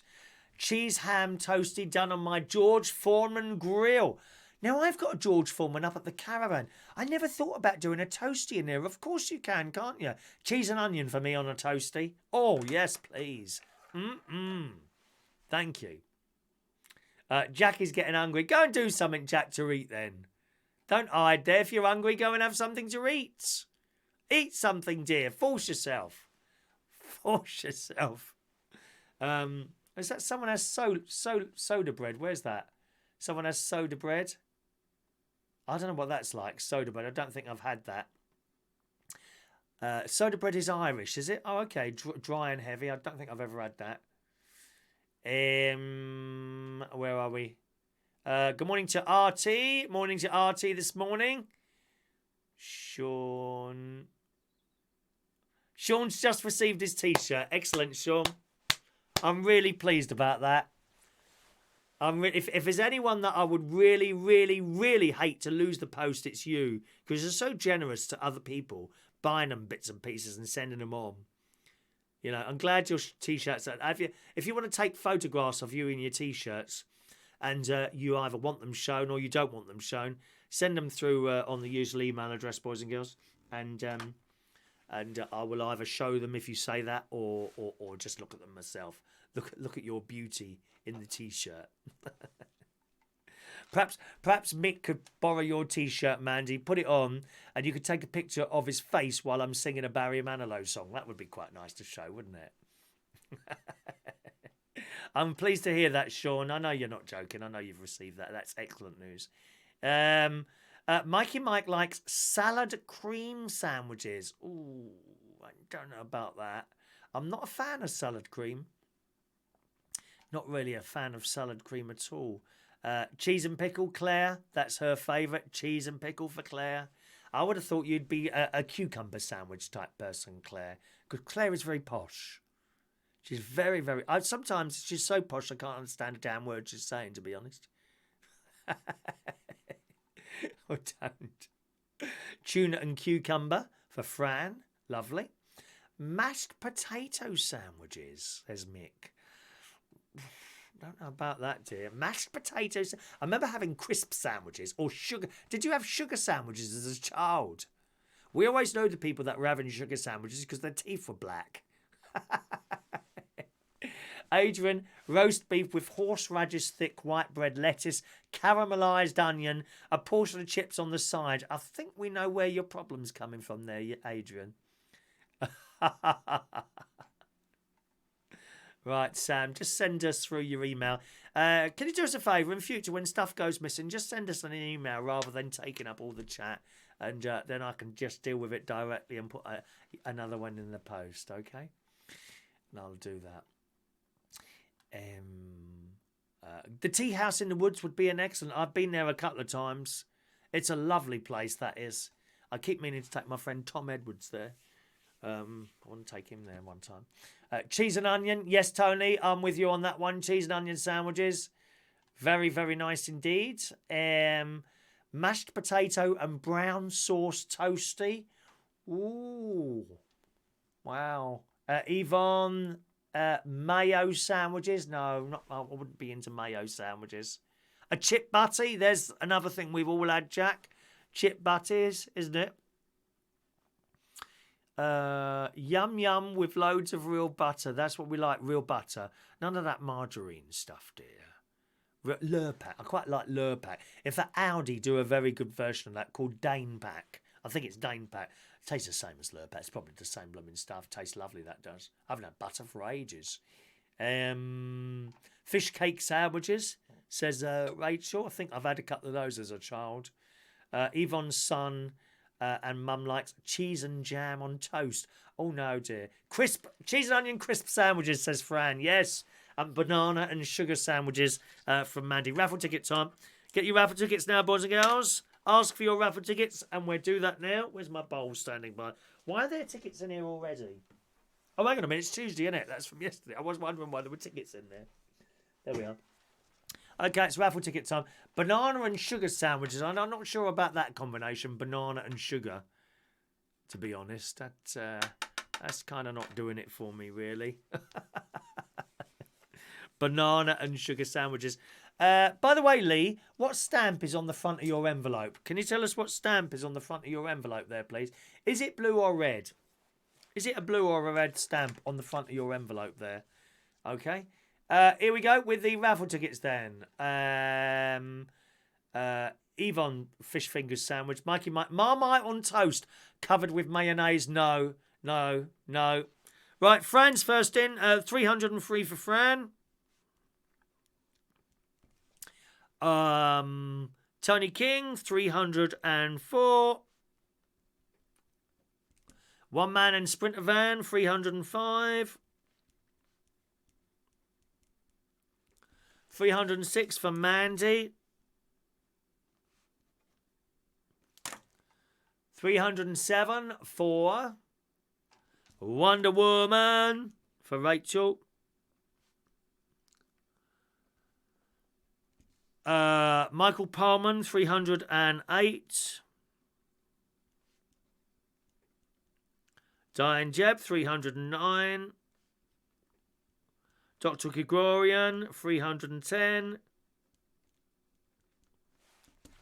311 for Mick. 312 for Michael Lawrence. Honestly, I don't know what was wrong with Michael. He was throwing himself at me last night. I couldn't believe it. It's embarrassing, to be honest. Throwing himself at me, he was. Claire, Mandy used to eat sugar sandwiches as well. Oh, no, dear. I'm sure I did at one point. Ross Herndon, 313. JJ's Motors, 314. Colin Coates, 315. 316 for Mr. Sean Pye. No, not 316. 321 for Sean Pye. 322 for Joey Millen. Scrolling. Oh, are we there? Amelia Dodd, 323. We got to the end there quickly. Did it jump down? Is that everyone? Hang on, let's look at the numbers. 28. Okay, yeah, may well be. Anyone else want a raffle ticket? Please speak now. Looks like I've got to the end of the list there. Childhood memories, Claire. My nan used to do them for me all the time, the sugar sandwiches. Yeah, I don't remember having more than a couple of those in my entire lifetime, but I do remember them. Adrian, fish and chip sandwiches with tartar sauce, nice green salad with gherkins over it, and a cup of tea from Waitrose Dachi. That sounds quite nice, doesn't it, eh? So they're your favourite sandwiches. All right. What do you mean more like the other way around? Michael, it was embarrassing, dear. You must keep your hands to yourself, my love. Pushing yourself against me like that in that way. Dear me. Yvonne Lemon, 324. There we are. That's that one. Adrian Richardson, 325. Did you ask for a ticket, Adrian? How can I have skipped across you? Let me see. Did you do me yet? Adrian Richardson. There it is, Adrian. Maybe I missed a couple around there, did I? I thought it had jumped down a bit. Let's have a look. There we are. Yes. So Claire L, 316. Oh, I put G there instead of a C. Claire L, 316. There's Claire. We've done Sean. We've done Joey.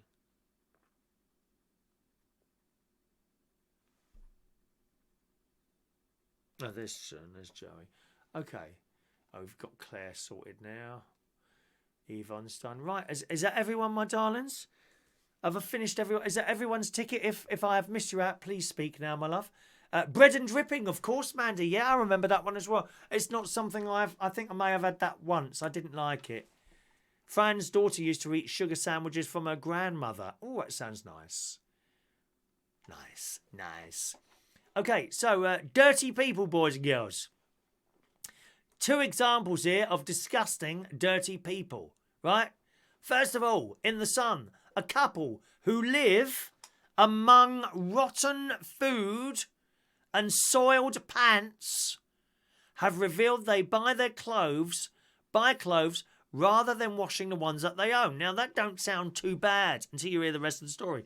Sarah and Jordan from Belfast, who live with fellow couple Paddy and Kieran, are one set of housemates who appear on BBC Three's new series Fight Dirty. And there they are. They look your typical Labour voter, I'm afraid, my darlings. They just look awful. They look like they need a blooming good bath. Dirty people. The housemates, dubbed the partners in grime, are pitted against the party boys, a group of 4 lads, Matthew, Lorcan, Gavin and Ronan. The students, I mean, I could just stop there, couldn't I? As soon as I've said the word students. Dirty people. The students live in a home filled with a sink clogged with sick and toilet, which has seen better days, admitting that they live in a fly-infested S-hole. You know what word I mean. The boys say no point in cleaning, as the house will just get trashed again as they constantly throw wild parties. Awful. Gavin said, if my mum or dad were to walk into this house, they'd call me a disgrace. It's minging. I mean, how can you live somewhere like that, for God's sake? The show tasks each group of friends to clean each other's houses within 5 hours, with the winners walking away with £1,000. But in order to win, they have to wade through months of caked-on grime, mould and filth. Sarah says her motto is out of sight, out of mind, with takeaways getting lost in the mess. Despite living among the rubbish, she said the smell was what she hated the most. I mean, can you just imagine it? She said you can feel it in your eyes, you can taste it, you just have to sit in it. We order takeouts, especially after a night out. You eat it in the room and then it just kind of gets kicked about and then it just kind of isn't there anymore, and out of sight, out of mind. That's what I live by. And there's a picture of a Domino's pizza box with mouldy pizza. I don't mean just a bit of mould. You can't recognise it as pizza anymore. It's just turned into mould. Dirty people. She admitted her and her boyfriend Jordan are lazy despite her mum being a cleaner, but she used one of her mum's tips to clean the toilet by pouring a bottle of Coke down it. Their filthy habits don't just stop at fast food. As Jordan revealed, in the house we're doing laundry once a month. This is in The Sun. Were you a student? Was your place like this? Were you at university or student? How bad can it get? While Sarah admitted that the pair resort to spending money on new clothes rather than using the washing machine, she said, to be fair, a lot of the time this year, we bought new clothes instead of cleaning. It's evident that their clothes are left to rot after the party boys discover a pair of crusty boxers in their bedroom. Gavin picks up the soiled pants, which he describes as crusty, mouldy and stinking, with Ronan declaring he's done everything in these loose boxers. As the lads delve deeper into the room, they're horrified to find the numerous takeaways which have been left for months. There's serious debate over the box of mouldy food from Domino's, with no one sure if it was chicken wings or wedges. Ronan added, they smell absolutely awful. They must be absolute losers. Whoever owns that food is an absolute disgrace. I don't know how the person lives here. Sarah and Jordan don't just leave mess in their own room, as they also use the oven to stash bottles of Buckfast. Well, what is that? I know what Buckfast is. I don't know. Is that a beer? Jordan admits he uses the oven to store Sarah's Christmas present, with no one in the house using it for cooking. The party boys are completely shocked when they open the oven to find the bottles, debating who uses the oven for storage. And it goes on. It goes on. And just dirty, dirty, disgusting people. Why? How could you live like that? How could you live like that? Sean has sent me an email. Thank you, Sean. Let me just discover the email. Your email has arrived. Thank you, Sean. Oh, he sent a picture of himself. Let's have a look. Oh, no, he sent a picture of the... Oh, yeah. I remember the old bag in the post office, putting all those stamps on. Ow, because I take a lot of stuff into the post office to check I've got the right postage on. I said, ow, you ain't put enough stamps on those. Well, just put them on, please. And then I love it. Because I love like several... You know when you go into the post office, Sean, and there's a bloke at the front or a woman on there, and they got a bag full of stuff, and the queue is getting longer and longer. That's me now. For years I've put up with these people clogging up the queue. Now it's me. Now it's me. Jack Matthews. Have we missed Jack Matthews? Did we? Let's have a look. Okay, Jack, your ticket number 317, young Jack, okay? Here we are. 317. Thank you, Sean, for the enclosed picture, which I cannot show you because that will reveal your address to the millions of people, Sean. And who knows, pretty women may be watching this show at the moment and they will see your address and they all come banging on your door. And you don't want any of that, Sean. Cost you a lot of money, my love. Michael says, disgusting people. Yvonne, it's just awful, isn't it? Mandy's going to be sick. Dirty, dirty. But it's not the only one. It's not the only disgusting story I've got for you today. Like I said, we've got to do a section, I think. We've got to do a section in the show about disgusting. Every day we could have stories of disgusting people on there. I don't care if you're students. For Christ's sake. It's just awful living like that. You know what sort of... If you said something to them, we live like we want to. Those sort of people. Shocking. Shocking. Oh, is that it? We got to the bottom there. That's one disgusting story there. And there's another one here. This woman's been jailed. A transgender woman who once shoved a policeman onto tube tracks has been jailed for 12 weeks after spitting at another officer in her latest rampage. Disgusting, dirty, filthy people. This woman, Paris, stormed into a department store in Kensington and smashed a china display before fleeing the shop and attacking a driver on the main road. What is wrong with people?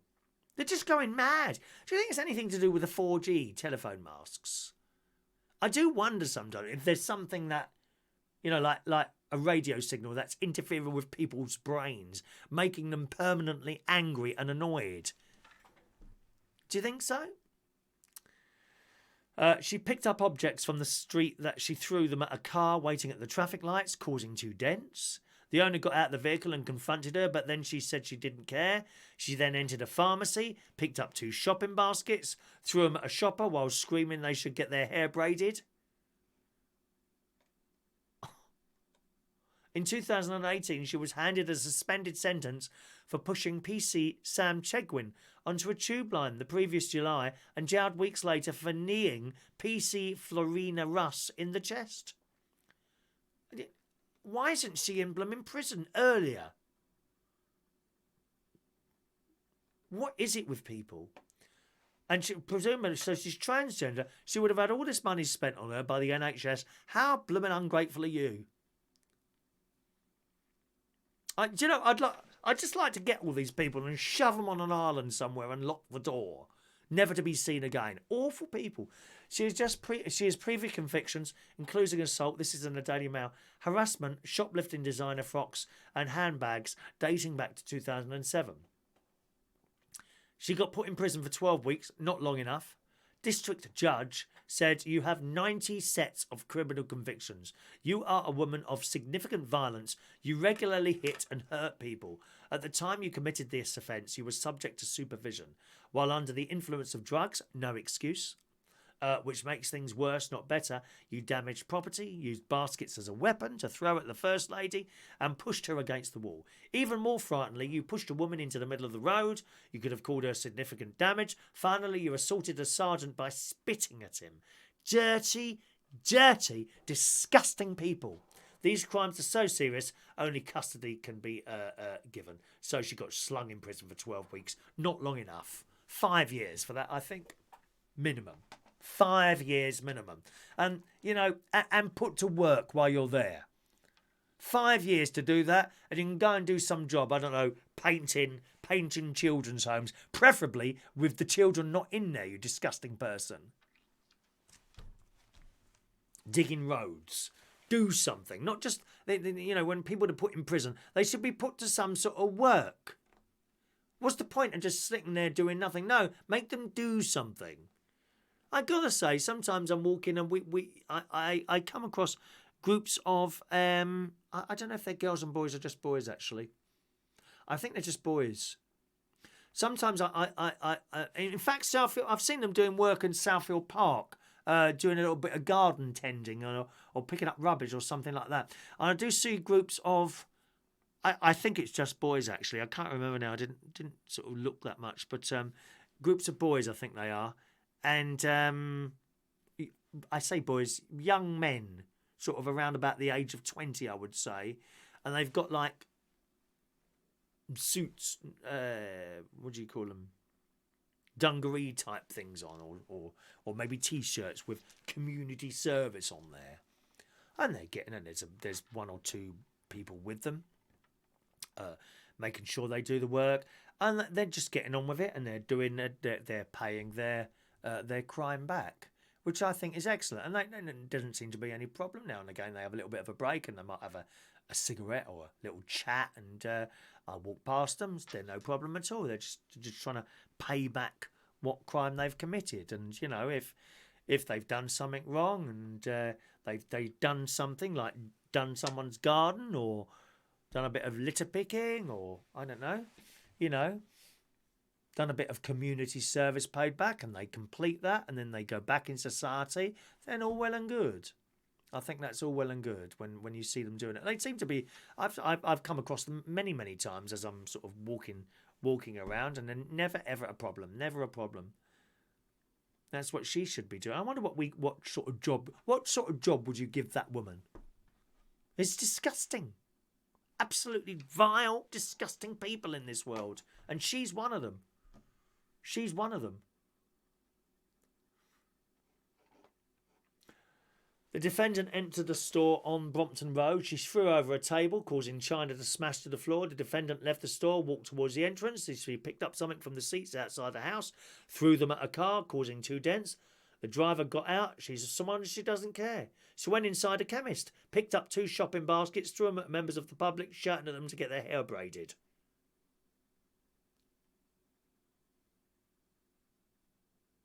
Awful, awful people.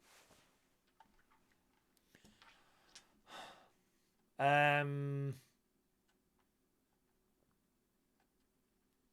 are we now?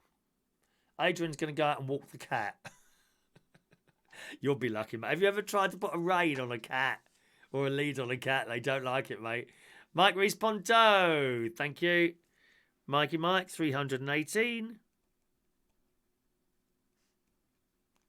Don't forget, gang, if you're ever missed out for the raffle and we still don't pick it up, you can always email in for a raffle ticket. All right, my loves? Don't worry about that. I'd be happy to do that for you. Bring back the death sentence. I don't know about that.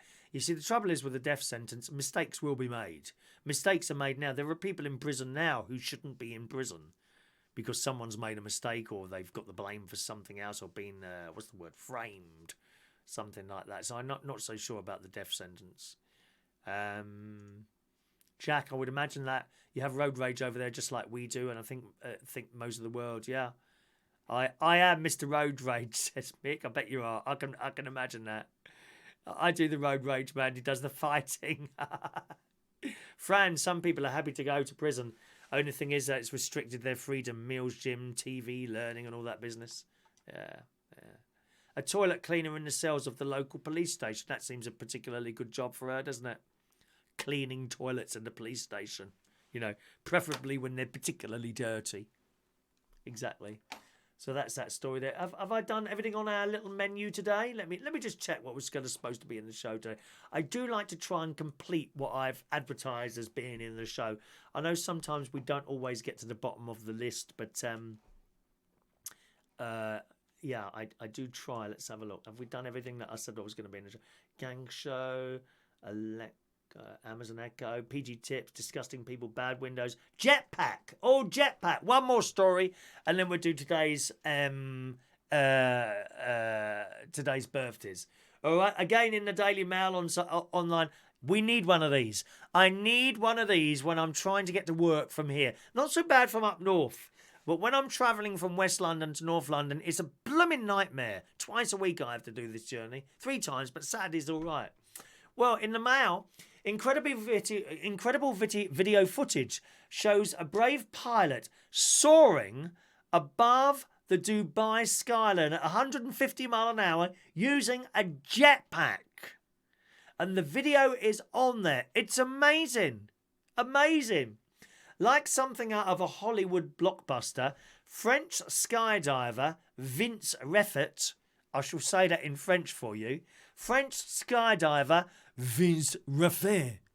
Did you see how I could do other languages? Look, Vince Refet. Did you see me slipping from English to French and back again to English? I'm very talented. I am bilingualistic sexually. I am all those things, dear. French skydiver Vince Refet is seen strapped to the device which takes him off from a launch pad. After a brief period to stabilise over the water, he rapidly flies off and reaches a top speed of 150 miles per hour. I could be at work in 20 minutes. It takes 2 hours. So 150 mile an hour he's going. So it's 35 miles. Who's good at maths? Okay, so I travel about 35 miles to work from here in a straight line, roughly. Okay? If I was doing are you ready for this? Are you writing this down? Okay? Here is your maths question for today. To the nearest decimal point. Okay? Ready? Ready? If I've got to travel 35 miles and I can do 150 miles an hour, how long would it take for me to get from A to B? I'm sorry, it's not a multiple choice question. You've got to sit there and work it out. Once again, if I've got 35 miles to travel and I'm travelling at 150 miles an hour, how long would it take for me to get from A to B? All right. Carrying on then. After a brief period to stabilise over the water, he rapidly flies off at 150 mile an hour. The unconventional jetpack is controlled from the ground and is capable of hovering, changing direction and performing loops. I don't think I'd want to do any loops. And there's a picture of it. It's like he's got wings. It's like a set of wings on his back, and I could fly around to my place of work like this. 4.5 minutes. Is that all? 4.5 minutes. God! The jetpack is a project of Jetman Dubai, which aims to create a future for individuals flying with jet wings and change the way we experience the world. The company aims to achieve 100% autonomous human flight by 2020, by this year. There's a height range where humans cannot fly autonomously, the company says on its website. That's called the grey area. By flying at altitudes never attempted before, Jetman is narrowing the grey area, and in 2020 they reckon it will disappear. This is great. I need one of these things. After hovering above the surface of the water for a few minutes, he salutes the camera, closes his helmet and starts to build speed as he goes up. In just 8 seconds after takeoff, he's already reached 100 metres in height. In 12 seconds, he reaches 200 metres, and in 19 seconds, he's reached 500 metres in height. After half a minute, he's travelling at 150 mile an hour. Gosh, wow. How fantastic is that? Oh, I need one. I've got to. Can I order one of those on Amazon? Do they do that on the one-click ordering? Michael reckons it's 5.5 minutes. Mick says 4.5, so run about 5 minutes, we'll say. We should ask Amazon, shouldn't we? We should ask her. You said you didn't do speed. What are you doing at 150 mile an hour, you little liar? Well, I'm sorry, Sean. Correct me if I'm wrong, dear, but I don't see a speed limit sign in the sky, dear. Can you see? I mean, is it me? Is it me, dear? Look, I'm looking out my window now. Nope, I can't see any speed limits in the sky. Liar, me, liar, liar, pants are on fire. No. No. Jack says, I just heard Western Australia has banned wheel clamping. Excellent. Excellent news. Excellent news. All right. Let's do today's birthdays, boys and girls. Happy birthday on this, what are we, Tuesday. Happy birthday on this Tuesday, the 18th of February 2022. Sean Brennan, 53 years old today. Good morning, Sean. Happy birthday to you. Tony Dino Corrigan today is a young 60 years old. Happy birthday, Tony. Anita Lyles, she died last year. We lost her last year. She was a big, big Barry Manilow fan. You may remember years ago, I told you that she'd had a Barry Manilow tattoo done on her arm, and she passed over last year, unfortunately. But I'd like to mention her birthday anyway. I spoke to her a couple of times on the internet. Her son, actually, I think, contacted me.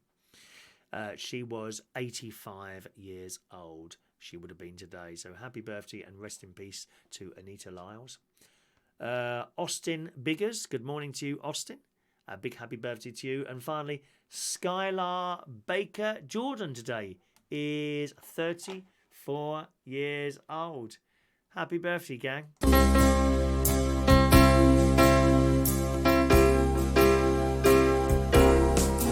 Happy birthday to you. Happy birthday to you.